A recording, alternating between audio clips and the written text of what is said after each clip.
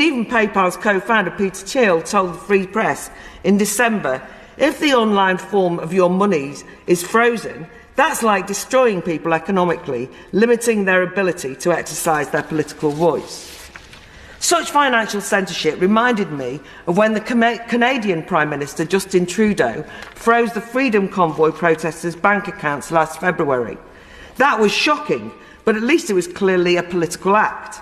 The problem when payment process organisations defund based on content is they're often evasive and opaque about who is targeted and why. PayPal gave contradictory and vague explanations last September, initially citing its acceptable use policy associated with criminality and hate speech, then later telling The Times that the accounts were guilty of misinformation about vaccines.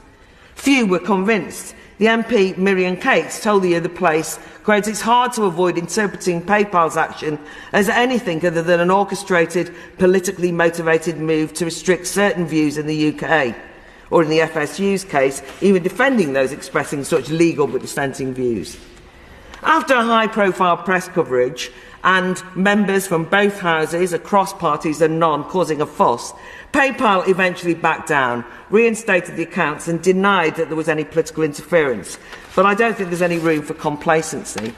When MP Sally Hart proposed an amendment to this very bill in the other place, seeking to legally prevent financial service providers refusing to provide services if related to the exercise of the right to free speech, the Minister, Andrew Griffin, gave a robustly positive response.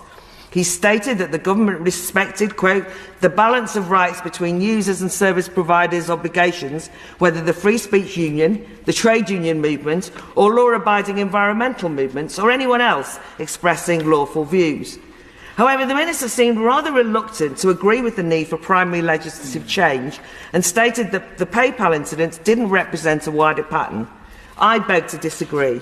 We need to look at what's happened in the US over recent years and think it might happen here, where big tech companies regularly use defunding to regulate speech.